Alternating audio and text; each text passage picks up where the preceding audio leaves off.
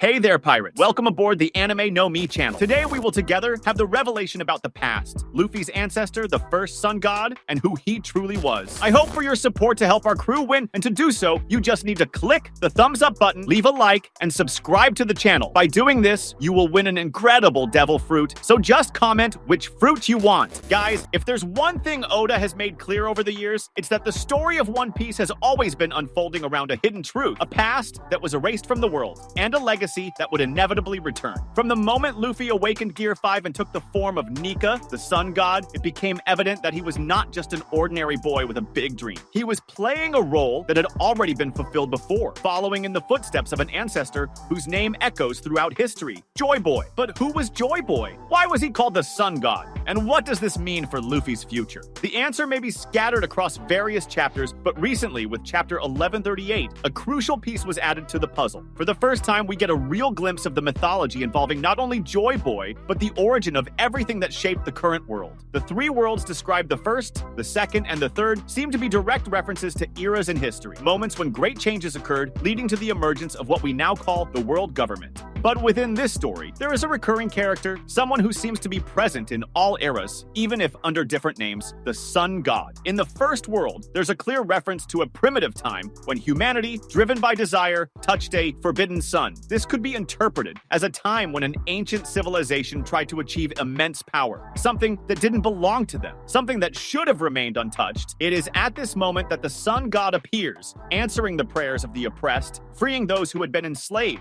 But this appearance was not well received by all. The deity of the earth, possibly a reference to the government or entities that controlled the world at that time, reacted violently, triggering an event that brought loss of lives and darkness. If we consider that the world of One Piece was once very different from what it is now, this could be talking about a cataclysm that altered the planet's geography, a catastrophic event that changed the very structure of the world. But the most important point here is the identity of this sun god. If he existed back then, and his story was retold over the centuries, then Joy Boy wasn't the first to carry this title. He inherited something. He followed in the footsteps of someone who came before him, someone who tried to change the world and failed. When we move to the second world, we see that the story repeats itself. This time, the sun seems not to have fulfilled its role in the same way. Instead of acting directly, it spread seeds of war. This could indicate that Joy Boy, or the one carrying his will, tried to inspire change without directly fighting, betting on those who believed in his cause. But the result was tragic. Men became gods after killing the sun, suggesting there was a betrayal, a twist where those who should have fought for the future ended up turning against the very symbol of freedom. This is consistent with what we already know about the lost century.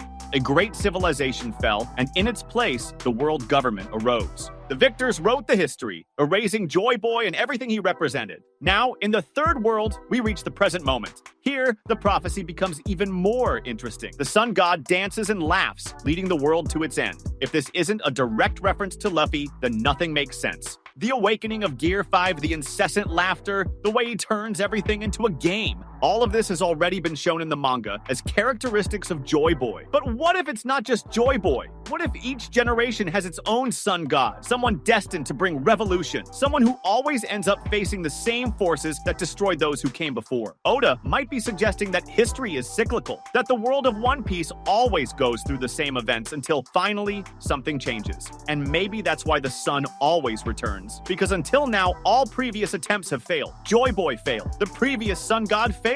But Luffy, maybe he's the first one who can truly change everything. If we go further and analyze chapters like 1044, when Gear 5's awakening was revealed, or 967, when Roger discovers the truth about the lost century and just laughs, we realize that the big joke of One Piece might be exactly this. All this fighting, all these losses, all these cycles. And what really matters isn't the war, isn't the conflict, but the joy of living. Joy Boy, the boy of joy, the god who dances and laughs. And if this is true, then the key to breaking this cycle might not lie in strength, but in freedom. Luffy's ancestor, the previous sun god, may have been someone who tried to change the world the wrong way. Maybe he relied too much on strength. Maybe he tried to fight directly against the forces that oppressed the world. But if the story is repeating itself, if Luffy is following the same path, then he will need to find a way to do something different. Otherwise, the cycle will continue, and in 1,000 years, another person will take on this title and try once again to bring the dawn. However, if there is a pattern in the world of One Piece, it's that those who challenge the system tend to disappear, but their ideas never die. History repeats itself in different ways, but the essence of the conflict remains the same. Freedom against control, light against darkness, and the uncontrollable desire to break the chains that imprison the world. If the prophecy of the three worlds really represents different eras, then it suggests something inevitable. The sun always returns, but until now it has never been able to win. The question is, why? If there was a sun god before Joy Boy, someone who started this cycle even before the ancient civilization rose, then maybe his mistake was believing that only his strength or presence was enough to change the world. The details of his existence are still unclear, but there are clues scattered that help piece together a possible scenario. In the first world, the enslaved prayed and he appeared, but this resulted in the anger of another deity, the Earths. If we interpret this literally, it could mean that the world government or some previous entity saw this sun god as a threat and reacted violently. However, the part that mentions the serpent of the Hellflame suggests that this deity was not alone. There was something or someone by his side, a destructive force that helped suppress this revolution before it could truly change anything. What if that serpent is a reference to what we now know as the world government? Isn't it strange that the nobility is so afraid of even the mere mention of the name Nika? Why hide something that's supposedly just a myth? If it were only a silly story, like a childish legend, there would be no need to censor it. But the truth is, the world government fears the return of that ideal. They have faced it before. This raises another question. What really happened for the sun to be extinguished? The second poem suggests that the fall of the sun god didn't come from his direct enemies, but rather from internal betrayals. Men became gods after killing the sun.